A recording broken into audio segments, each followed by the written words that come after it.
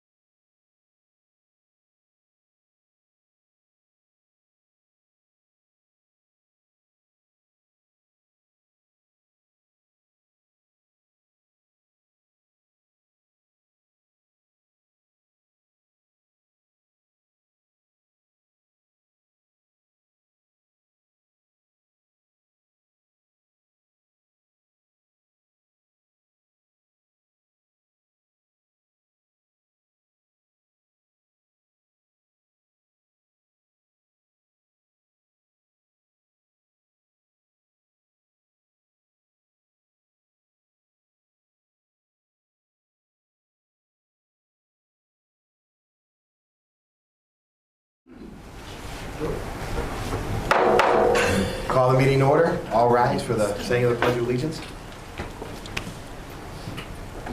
I pledge allegiance to the flag of the United States of America and to the republic for which it stands, one nation, under God, indivisible, with liberty and justice for all.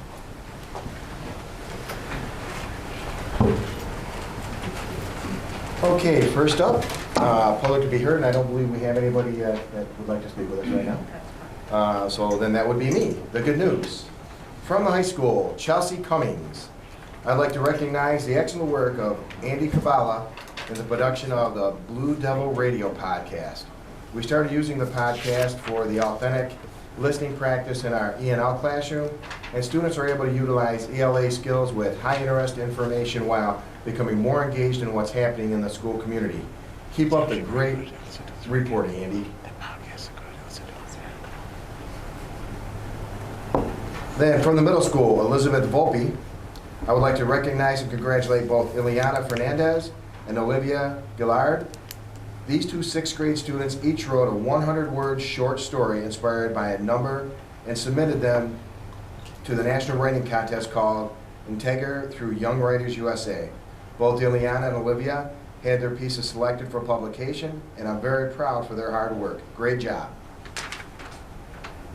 And then the last one, it's kind of a long one, Deborah Torville, but a good one. Want to let all the chaperones who work the games, maintenance, and grounds that a visitor stopped me the other day and thanked me for keeping the place looking so good. I thanked her and explained, well, I do my part of cleaning the buildings and entrances to this area. There are many chaperones, maintenance, and grounds that do the bulk of keeping the outside looking beautiful. So here's to all of you for all your hard work. The community certainly sees all the hard work you all put into it. Thank you to Mrs. Notaro, Mrs. Torrey, and all they did for Teacher Appreciation Week. You did a super job at it. You include all of us, and your kindness did not go unnoticed. Also to PTA for the lunch they provided to the employees. It was very much appreciated. Thank you. And there's plenty more good news on there, so please take a look at it and read through it. Next up is our presentations. And first up would be our public relations communication update from Ms. Emily Benedict. Good evening.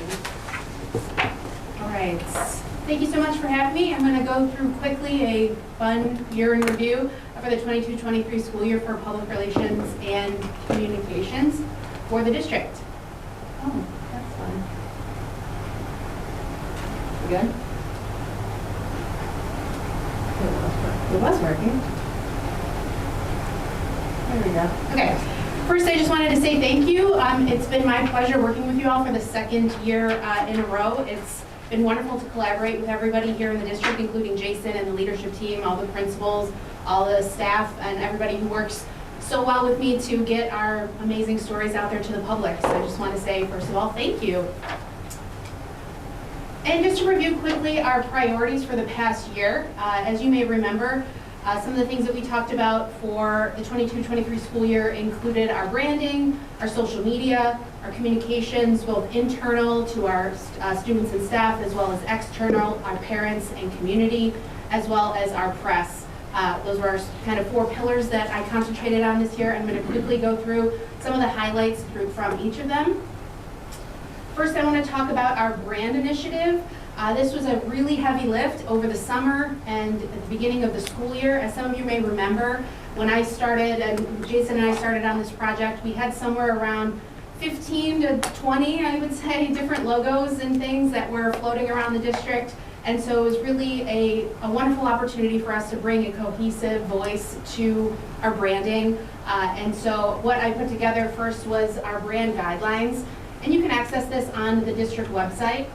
But what the brand guidelines include, all of our logos, our fonts, our colors, acceptable uses of our logos, different materials that contain our logos for our staff, as well as social media assets, and how to use them on things like merchandise and fun swag, stuff like that. So this guide is available on the website and allows everybody internally as well as externally, including our vendors, to have a clear guide on how to use our brand cohesively. So that has been super helpful. I was talking to a teacher over the weekend and she mentioned to me that she had downloaded and used the guide, and that made me thrilled. So it's also available on the website. And what you can find here is you can download the brand guide, you can download our logos directly. So say some vendor was looking for the Jackson primary logo. Everything's housed and easily accessible through the website, so you can just go in and download what you need. I also have information on what fonts are acceptable, so everybody's presentations all look lovely and the same based on what system you're using. I also have information on our color palette. I had a conversation with Trisha and Scott and Maureen and Taro just a few weeks ago on our primary and secondary color palette, so it's wonderful to see everybody taking advantage of it.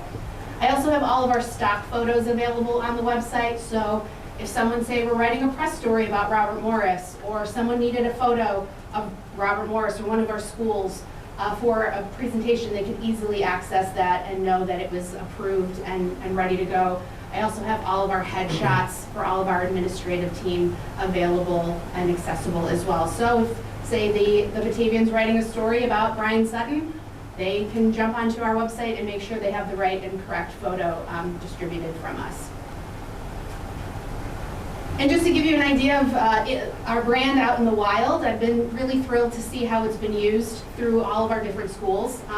John Kennedy there on the left has done a great job with the brand. If you've driven by and see, they put out big banners out on the light poles. That's really great to see. I'm really excited about the high school project for the signage there. And then down at the bottom, we have some of our high schoolers from Make a Difference Day wearing the Batavia High School specific logo on their t-shirts. So it's been really great to see everybody really adopt the branding. I can tell you all till I'm blue in the face what the branding should be, but it really takes the collaboration between each of the schools to really be the ambassadors of the brand and make sure that it's being used correctly.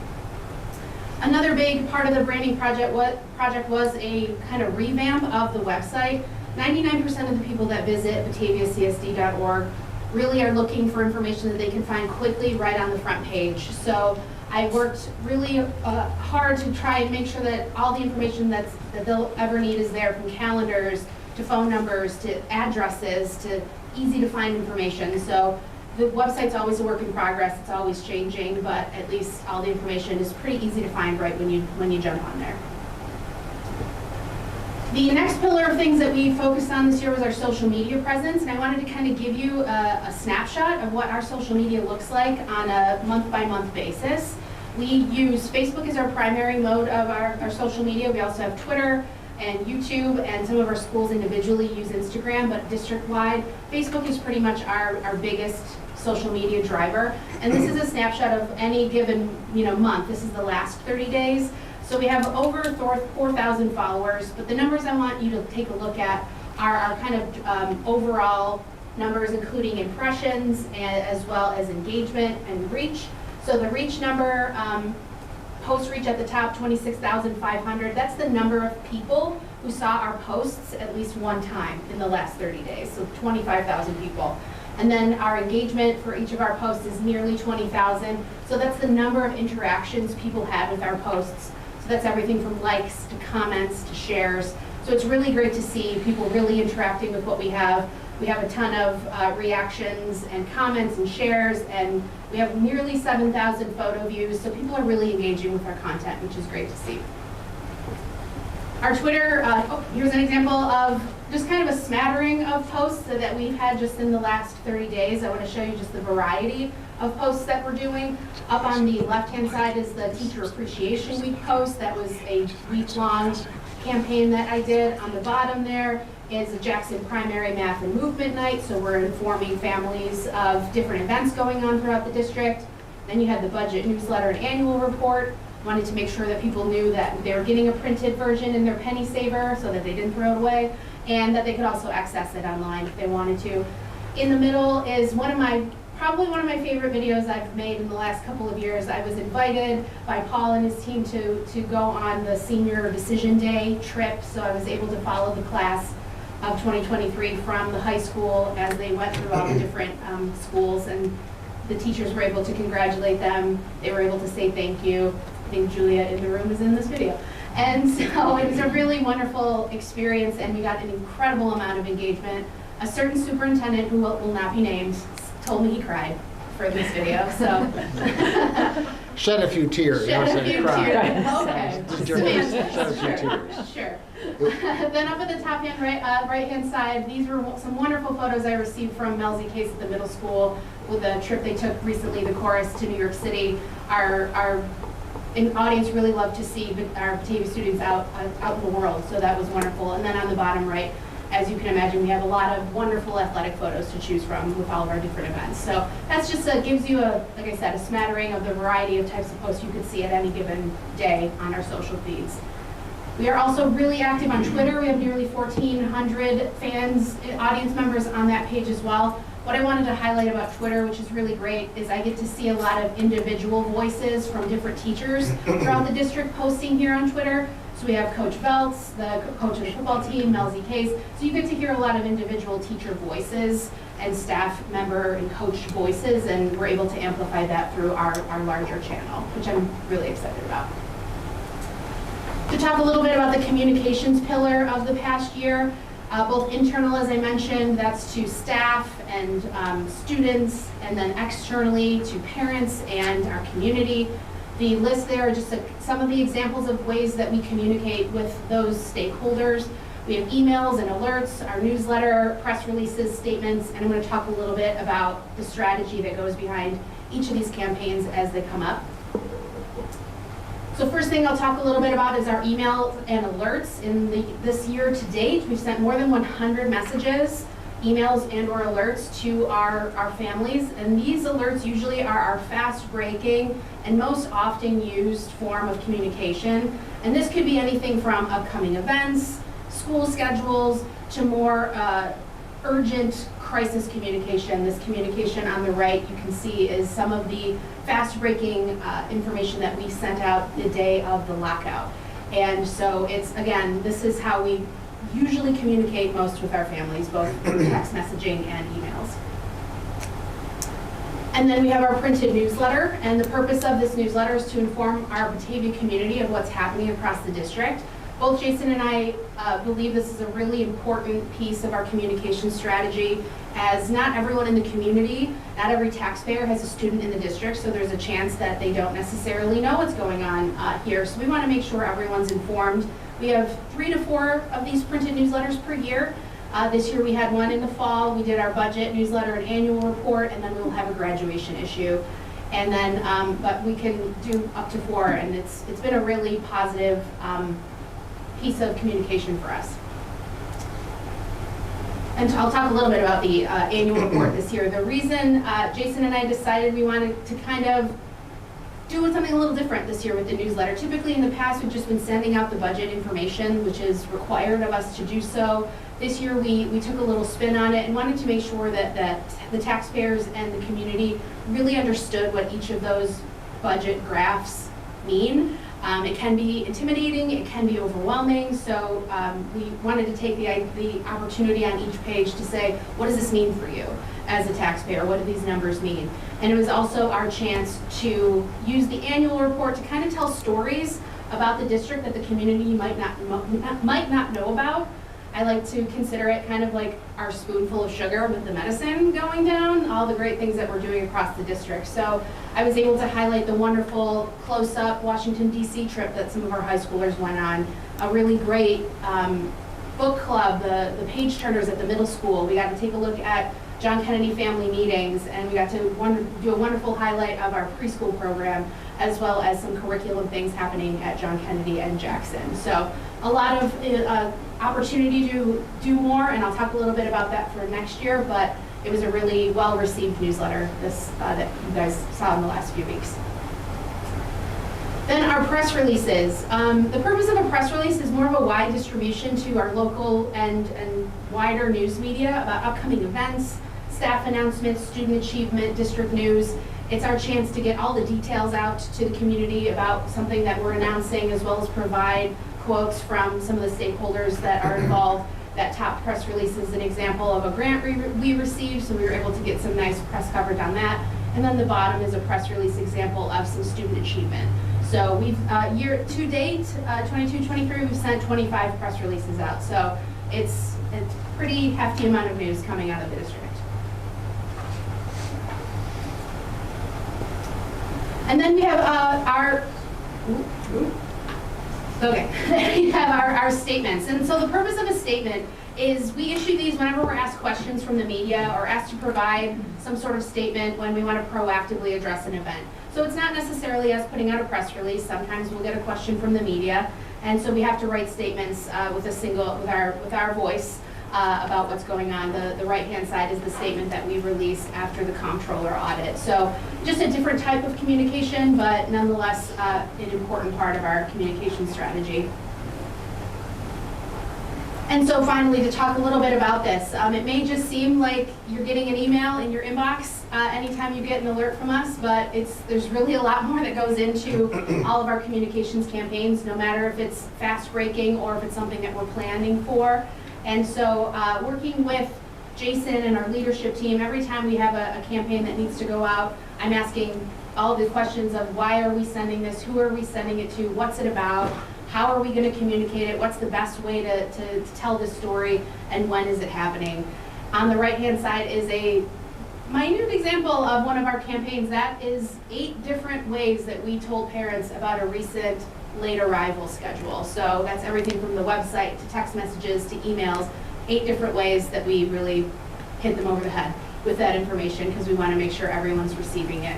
Other campaigns, examples were the tech audit. We spent a lot of time on that strategy when we announced the new head football coach, upcoming events, as well as we do have strategy around our crisis communication as well. So talking about the 23-24 school year, some of the goals that we are looking forward to include Parent Square, which I will talk a little bit about that new communications tool that we're implementing. I have some goals around our crisis communication plan, our annual report, as well as our storytelling. So I want to introduce you to Parent Square. I've been working really closely with Molly on this initiative, and it's kind of the analogy I like to use about Parent Square and this communication tool. When I talked a little bit about having 15 or so different logos that we had across the district when I started here, that's about the same number of communication tools many of our staff and parents and students are dealing with on a daily basis. So you could have everything as a parent or a student. You could be getting a text message, you could be getting an email, you could be sent to a website, you could be getting a phone call, you could be getting a paper flyer. And as a parent, I would have to imagine that that's an incredibly overwhelming amount of information, especially if you have multiple students at multiple schools. So it is our goal to really create and streamline a school-to-home communications tool that ensures all of our messages are accessible and accurate and equitable for all families. And I want to highlight the accessibility and equitable nature of this tool. We're really making sure that all of our families that may be speaking different languages have access to all of our messaging, as well as making sure there are different kinds of parents out there. You have savvy parents who know how to use technology. You have tech-shy parents who might not be as comfortable. So you have to think about all of these different stakeholder groups when you're thinking about our communication, and that's what this tool is going to help us do. The graphic on the right-hand side shows kind of us on the left, from administration to teachers to school staff and our PTA groups, all communicating through this one tool to reach parents in a more accessible and equitable way.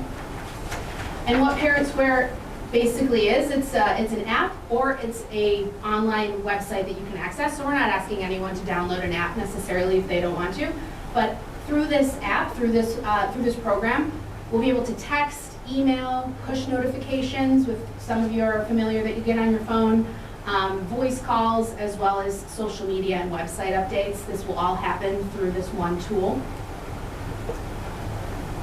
And how it works. So basically, teachers and staff share school-related news on Parent Square, and parents who have signed up have receive, respond, and get automated reminders right through the app or through the website.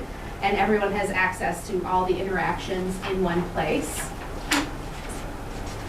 And what will this look like every day from our classrooms to our district communications? So this will be, it'll look very much like, it's kind of hard to see there, but it's very similar to what a Facebook feed looks like. So it will be one place where all the information is housed, and it'll be everything from everyday posts about what's going on in your classrooms. You can share pictures and files. You can have two-way communication, which I'll talk about in a little bit, as well as a mobile-friendly platform. And as a parent, if you have multiple students, it'll be easy to toggle through your different child's classrooms and keep all of the information there at one time. And we will be using this for school-wide and district alerts. What we're doing now in this new tool, text messages, voice calls, emails. What I'm really excited about is that with our current system, we don't have a really quick and easy way to kind of niche down and segment our distribution lists. And so with this new tool, we'll be easily able to communicate quickly with our classrooms, with our sports teams, really anybody that we need to reach at any point. It'll be really flexible for us to do that. We're also really excited about the transition to digital forms and permission slips. So no more sending permission slips home in a folder that you never see or forget to hand back in. So these simple forms will allow us to ask for parent permission, track them, remind people who haven't filled them in, and also provide a lot of great information straight on the app. And it's environmentally friendly because we are not printing as much paper. And then also the direct messaging is a big one. And the reason that we think this is super important, we just had a conversation about this recently, you'd be really shocked at how many teachers and coaches give out their personal phone numbers to their parents and teams because they feel like they want to have that extra close level of communication opportunity with their parents. But sometimes those boundaries are taken advantage of, and our teachers and coaches are getting text messages on weekends at night. So we want to make sure that there are still ways to continue to text and have that type of communication, that instant real-time chat, but it is going to be directly through the app now. So no coach or teacher will ever feel the need to have to give out their personal cell phone numbers. So it's another great part about this two-way communication in regards to accessibility is that all messages are two-way translated. So even if you speak English and your student's parent speaks, for example, Spanish, it will be translated on both ways so everyone can speak to each other no matter what language is your native language. And then we can customize another big part is our directories. We want to make sure that parents have the information that they need, who they want to contact. This is like the #1 question we get on the website. Who do I call if I need to call the attendant's office, the nurse's office? And we want to make it as quick and easy to find based on your child. So the staff directory will be huge for us. And we're also excited about the newsletter capabilities. Jason has already started using the Parent Square newsletters for his staff communication, his bi-weekly, bi-monthly, twice a month newsletters that he sends out every other Friday. But we're going to have really easy to use templates for our classroom communication, school-wide communication, and really encouraging all of our teams to utilize that capability. We're also really thrilled to be able to send secure documents via Parent Square. It's electronically send progress reports, report cards, other important student documents home to parents. So there's really no need to mail letters anymore. We're going to be saving money on stamps and paper and cutting down staff hours spent on executing all of those hard mailings. And we're also able to track everything. So we can, if we're seeing that a student's parent isn't seeing this important document, we can follow up with them, find different ways to make sure that they're getting what they need and what they need to see. And because I'm a huge nerd, my favorite part of this is that it's data-driven, and so we are going to be able to see everything: who's opening what, who's clicking on what they are not clicking on, and it will help inform us in how we're communicating, what's working, what isn't. So we're going to get, for the first time ever, really get true reach of and visibility into each of our schools and district-wide, making sure that we're reaching all of our parents and as often as possible. And again, we're just going to have our district dashboard at our fingertips, which will help us be transparent in our communication. Our going to be able to measure successful engagement, and like I said, really for the first time have a true picture of how we're communicating to our stakeholders for the first time. So what's going to be a part of this Parent Square rollout, this is what's going to take the majority of our time once school is out. It's going to be it's a heavy lift. We have a lot of stakeholders we have to think about in this transition, And I've already started with Molly on a pilot group of teachers who are getting their feet wet within Parent Square, so we can kind of maybe see some of the questions that we might get before we roll it out to teachers. But so when we're rolling it out to staff, who's obviously will have to train and work with them on adopting it and implementing it into their classrooms every day, they're going to have a lot of muscle memory and want to use their old tools, but we want to make sure that we're training them and showing them the benefits of this system and make it really work for them, so they're implementing it every day with their classroom, as well as showing them as we roll out new features. We're also going to have to introduce this to our parents and guardians, and so we'll be not only introducing them to the tool, but how to use it, how to get themselves onboarded into it, and what that looks like on a day-to-day basis with their students. And we will have an opportunity for students to be a part of Parent Square. So again, introduction, onboarding, as well as usage. So a multi-level communication plan will be part of our Parent Square rollout. The other pillar of our 23-24 goals is our crisis communication. I'm very proud of what we've been able to do thus far with our crisis communication. It's not something that we love to do, but it happens, and it could be anything from a bus schedule changing to a school lockout. You really never know, but all you can do is be prepared. And Jason and I have worked really hard to speak with one voice accurately and transparently with our crisis communication. But as we go into year 3, my goal for our crisis communication strategy is to be as prepared as possible. So we have 2 years worth of communication that we've used so far, and that really comes in handy during those really quick moments when you're trying to craft something and craft a message. So having that backlog of information is really helpful. I also want to make our crisis communication universal and easy to implement. After every crisis, Jason and I have a conversation about, okay, what worked, what could we do better? And one of the questions that we always have for each other is, it worked really great, but what would happen if you weren't here or I wasn't here? How would we implement this? And so I want to make sure that no matter where any of us are, that Tricia could get out a crisis message if we needed to, Molly, Scott, that it's all universal, it's easy to implement, easy to find. So that is a goal for the upcoming year, which I think is absolutely an opportunity and attainable. As I mentioned before, the annual report was the first year that we did this dual annual report budget newsletter. So I'm really looking forward to next year improving upon this first year, which I'm super proud of, which will include more overviews of the district, kind of at large, kind of Batavia by the numbers, giving more information about enrollment, testing success, curriculum information. There's a lot of opportunity there, and it's really our goal is to increase voter awareness of kind of what they're voting on. I'm sure all of us see everything that's out there, the misinformation that some voters have about the budget. So all we can do is increase our communication and try and educate the public as much as we can on what those numbers mean to them. And then our storytelling. I want to, while I'm so proud of the collaboration I have between each of the schools, and as I go into year 3, I have better relationships with our leadership team and our teachers and our staff, and I think everybody's pretty used to me these days being around. But I also want to make it easier, because I'm only one person.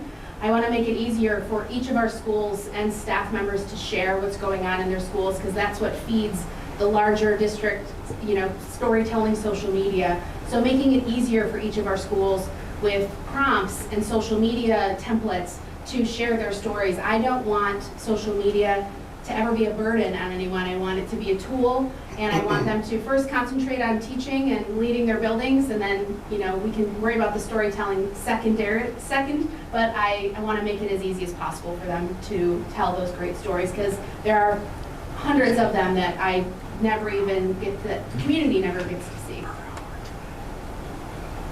And finally, I want to continue our commitment, mine and Jason's alike, to clear communication, working with our local media. We've had a lot of great press coverage this year. We'd like to continue those great relationships, as well as expanding our social media reach, what we share, and how we tell our stories, increasing video. We've done a few really great video pieces this year that I would like to build upon, as well as continue collaborating with our leadership team on our messaging, our strategies, and speaking with one voice, which I believe is truly the cornerstone of our communication strategy.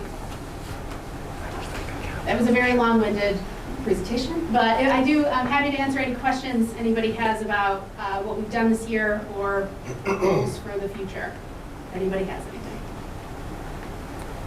Any questions?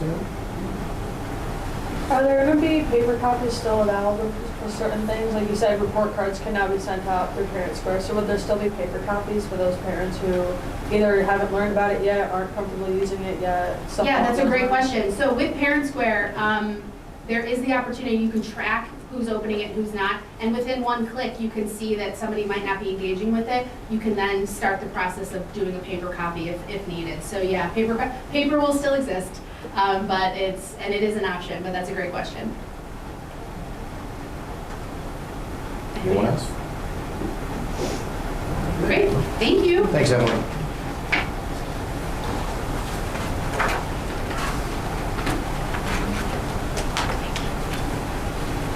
All right, next up, Batavia Special Education Update, Mrs. Kelly Marciano.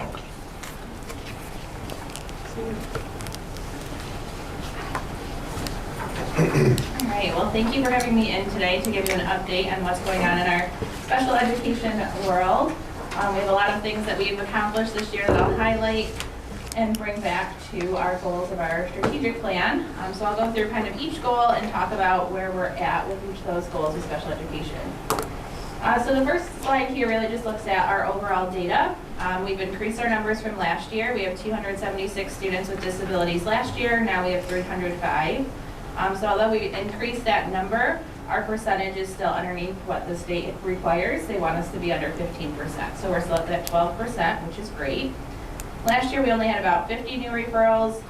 This year we increased to 88 referrals of students going through the special education process. Not all students that we met on are classified or meet the criteria. However, that's a lot of work that our teachers are doing to support our students and making sure that they're getting the interventions and supports that they need. Our preschool numbers have also increased. This year we have 94 new referrals for just preschool age, which is an increase from last year. Last year around this time we were at about 85, so a little bit higher than last year, but we're seeing a lot more students coming in through preschool, which I'll talk about in a little bit from there. One of our big initiatives this year was to look at our crisis support. So we have adopted the Therapeutic Crisis Intervention and Supports initiative. So this here, we're looking at our students providing a safe and orderly school environment. And I'll talk about what the pillars are of therapeutic crisis interventions. We call it the TCIS model. Currently we have 27 staff members who are trained. 22 of those staff members are teachers, aides. We have 1 district staff member, 6 who are at Robert Morris trained, 8 at Jackson, 6 at John Kennedy, 2 at the middle school and 4 at the high school. I just want to kind of thank Barb, Ches, and Tricia for helping us reflect that into our new Board of Ed policy. I think that's really going to be helpful with our communication also to parents, adding that piece into our updates.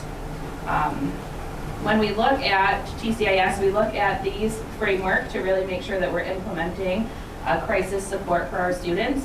There's overall goals that we use for TCIS. We're really working on preventing a crisis of occurring and how do we put supports in place to support our children who are more at risk or are showing behaviors or being unsafe. So what we really want to work on is preventing that crisis from occurring to begin with. So we're teaching them different skills, strategies. We use this by different strategies that we've taught our staff who are trained in active listening, behavior support techniques, and other strategies to return our child back to that baseline. The goal, again, is to keep everybody safe, and hopefully we can de-escalate them before we get to the point of a therapeutic hold. Our other goal is making sure that we're teaching their students and practicing the new strategies, so it's not just a one and done. We support them in the moment. We also go back, reteach them what's happening, give them a new strategy, practice the strategy before we put them back into the classroom. And then as a team, also, as leaders, we want to make sure that we are learning about the crisis and the supports and making sure that we look at the data, we look at why our students are in crisis and supporting those needs for our students. Here's the framework that we use to implement TCIS. So for effective implementation, we have to do the following. So we really have to include all 6 of these pieces. Leadership and administrators, we have a great team who's really supporting and leading the work. We have currently 6 administrators who are trained, 1 who's a trainer, and we're continually working on a team to create the crisis supports and have a crisis team in each building. The next part is really making sure that our parents are also aware of this process. We have them in to complete individual crisis support plans, also known as an ICSP. They are invited to come in to talk to the parents, to talk to the team, and the reason we do that too is when we're talking about a student in crisis, we also really want to support them if they have a health reason why we shouldn't do something all the way up to a therapeutic hold, or if there's something that they use at home that really supports them as well, we want to make sure that that's noted in the plan. It also allows our families to be part of our crisis support and making sure that our students feel part of it, as well as the parents, and making sure that everyone's voices are heard. After a crisis happens, the most important part is really that debrief time. Having that debrief time when a student's in crisis and after the crisis helps us reflect as a team to think about why the student was in crisis and what could we do differently next time, whether that's implementing a new behavior support, or if that is looking at a different setting that the student might need, and just maybe tweaking something a little.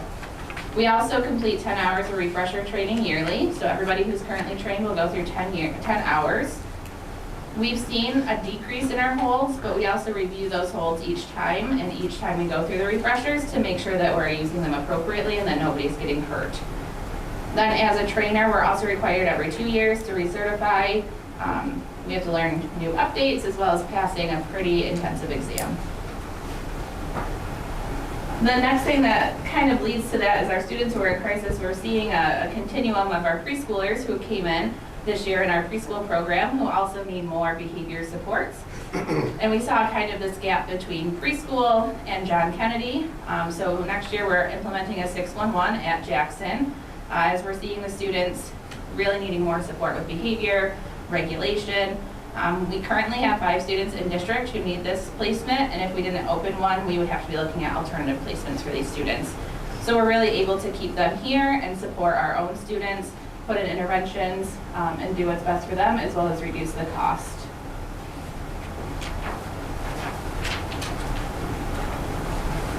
So here's just some benefits of the 611.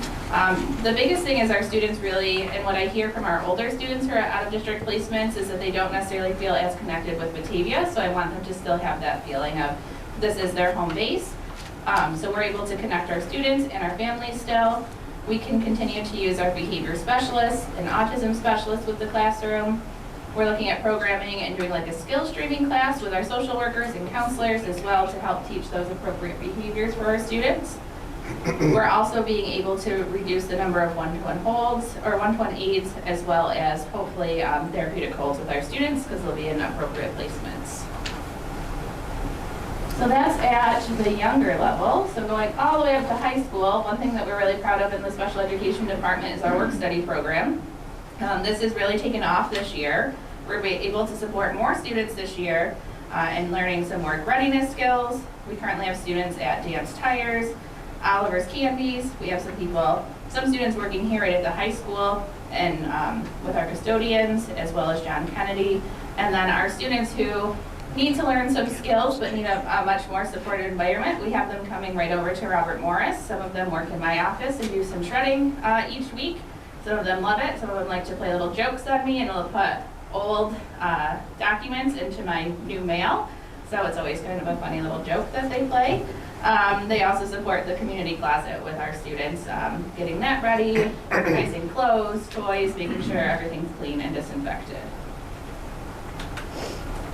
One of our goals this year too is looking at our multi-tiered system of support, so our MTSS, and I've been really working hard with our Batavia Middle School specifically this year. As you can see, we have 5th, 6th, 7th, and 8th grade.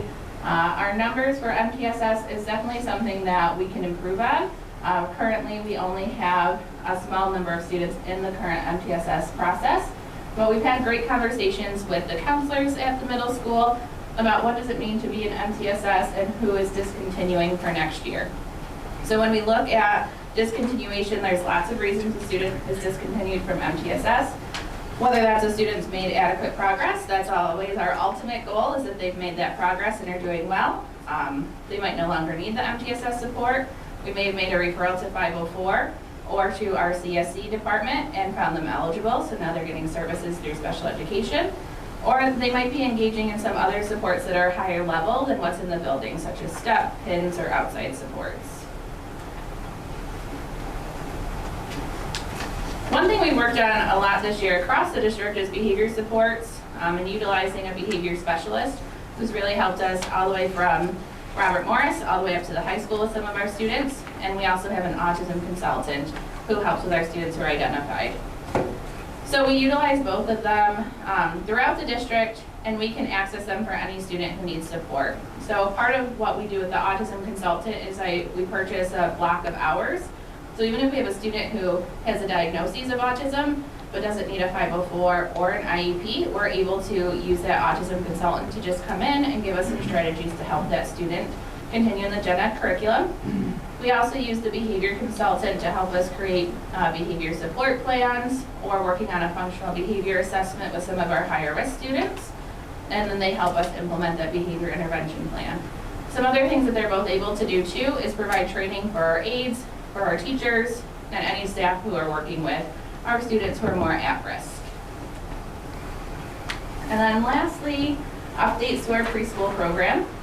So this year, we're very excited about our preschool program. It definitely has come. So Kelly, this is the preschool program at Robert Morris? At Robert Morris, yes. We're very excited about the program. Our students are doing really well there.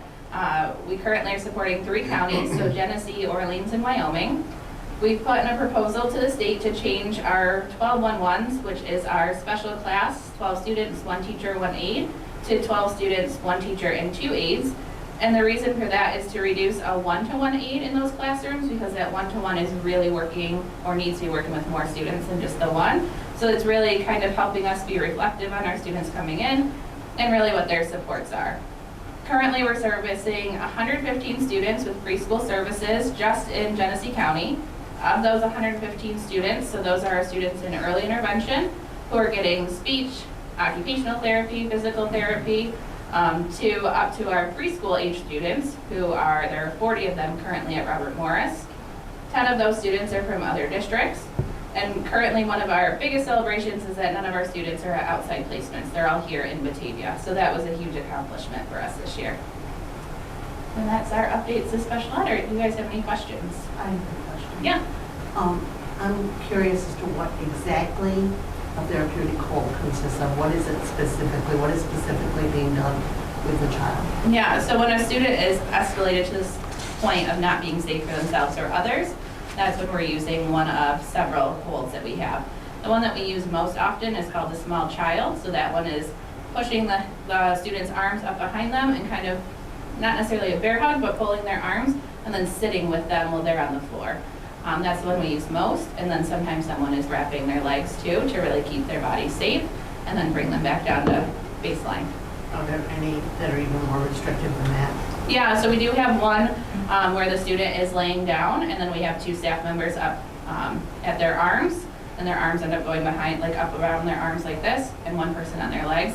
That's the one we try to stay away from the most because it is very upsetting to the students at times. And nobody wants to be in that type of hold, right? But it also sometimes is necessary depending on how risky their behavior is. I think the most important thing is we never do a hold if the student is not at risk of hurting themselves or others. We do everything else first. I'm guessing, please correct me if I'm wrong, Yeah. but I'm assuming that you have a verbal calming protocol in effect before. Yes. Okay. Yep, so we're using a lot of other skills like active listening, some of the behavior support techniques, such as having the student take time away, so going for a walk, just talking them through what the problem is. It's really the students that don't come back down to baseline or even start to come back down the escalation phase. So Yeah. Kelly, when they go through that training, to the question Barb is Yeah. asking, obviously they train us how to do the holds. They also do the, as you said, the de-escalation strategies as well as part of that training. So the training is just not about how to hold kids, it's Yeah. about the other things leading up. Right. Yeah, we do 4 to 5 days. It's 35 total hours that people have to be trained, and really about 7 of those hours are looking at the physical part. The rest of it is all what do we do to prevent the physical restraint. I just think sometimes when, as I'm reading, I see whole, but whole isn't really enhanced upon, it's not explained further than that. Right. And of course, I would just be like, if Yeah. it is a good district, we would have the verbal calming in place. We would have Absolutely. those prior steps that would help bring a child back down. Yeah, the other thing they have to do after is called a life space interview with the student too. So after the hold happens, the student is back at baseline. You go through a whole protocol of talking to the student about what happened, and then in that moment, you're also teaching them a new strategy, practicing it, and then making a plan to re-enter. Thank you. Yeah, good questions. Any other questions? Anything else? All right. Kelly, thank you very much. Thank you. Thank you, Kelly. Thank you.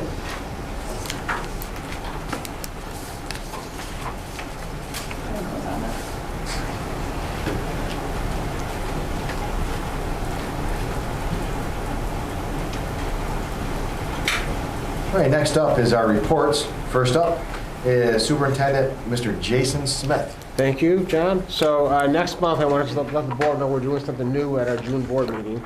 We've invited all of our retirees to join us for a 5:30 start. We're going to have a 5:30 reception. We're going to have cake, some commentary, some well-deserved recognition for all of our retirees, teachers, aides, staff members, whoever. They've all been invited, right, Brittany?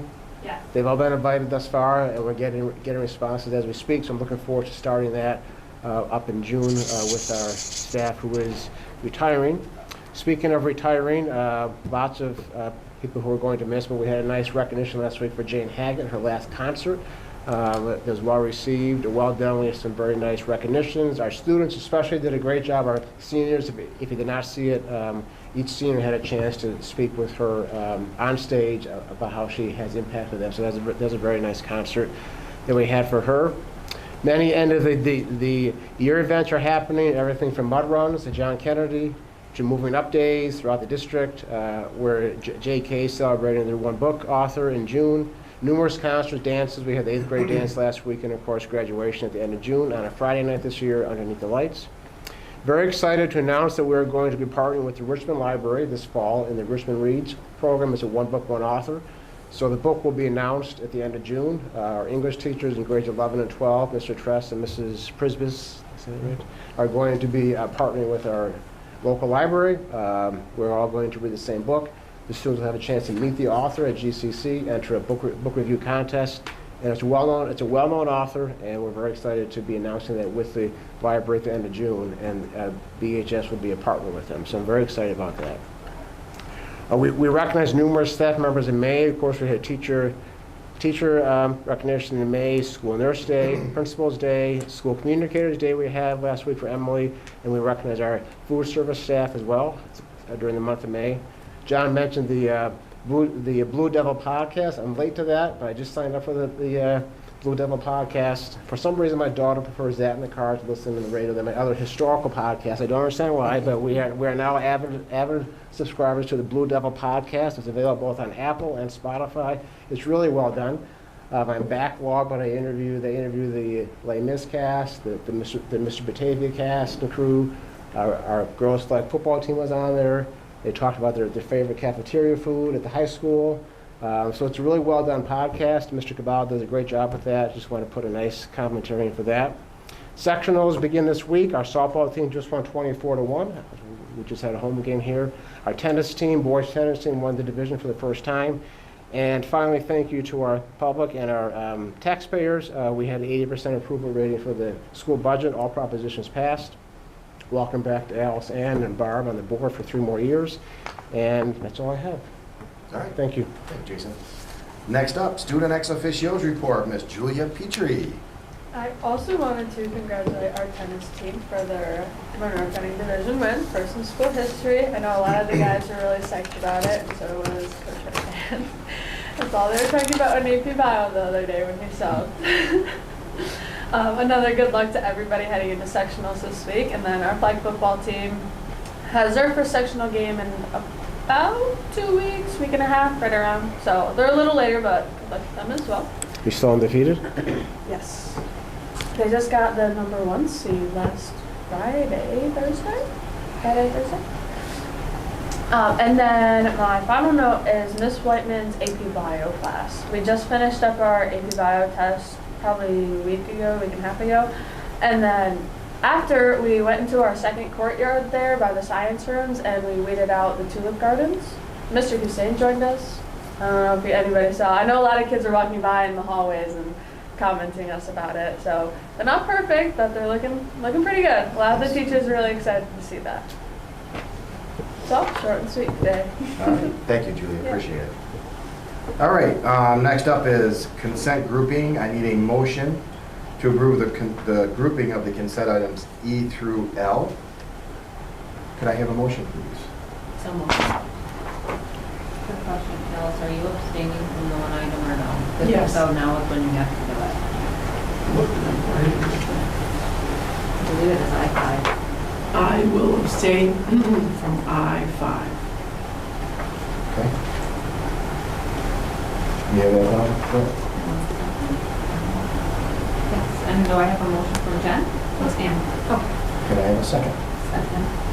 From Ms. Bowman? Is there any discussion whatsoever?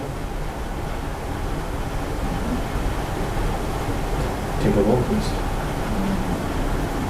All in favor? Aye. Any opposed?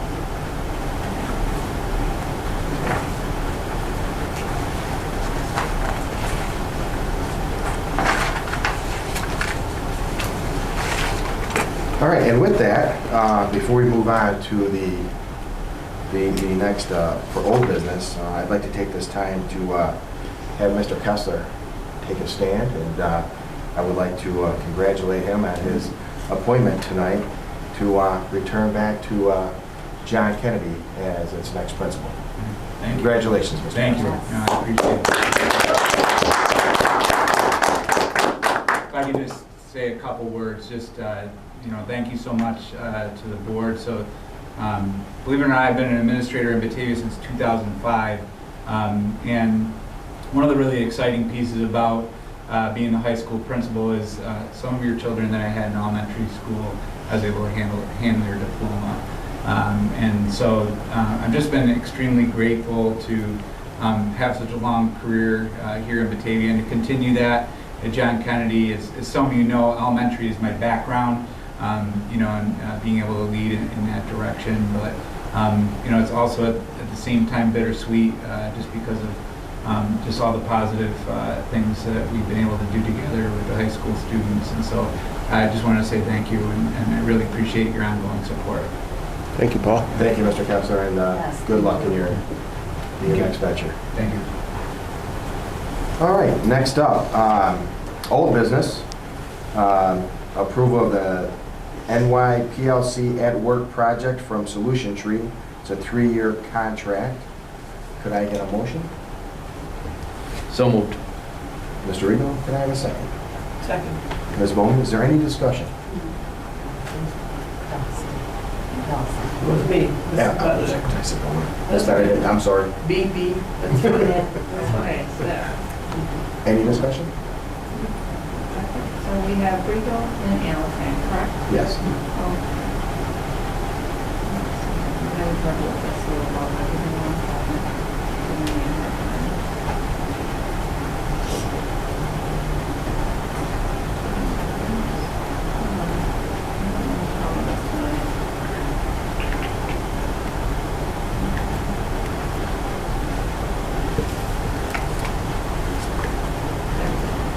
All in favor?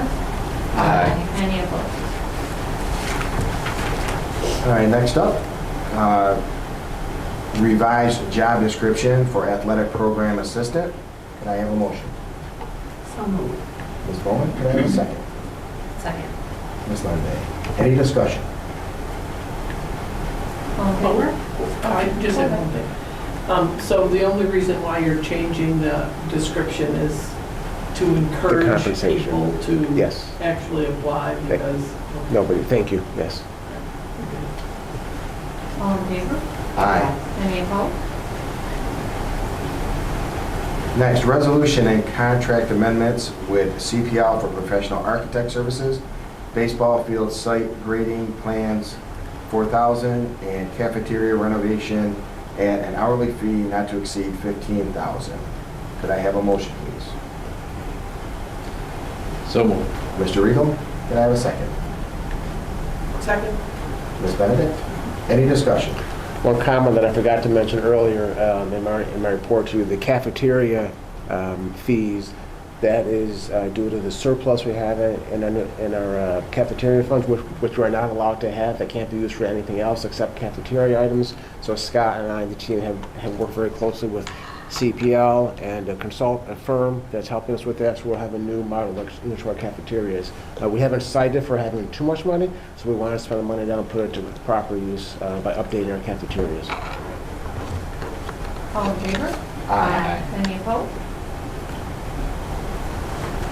All right, next up, new business, approve Genesee Area Healthcare Plan, primary board member for 2023-24, Scott Rosansky, Jason Smith as alternate. Could I have a motion, please?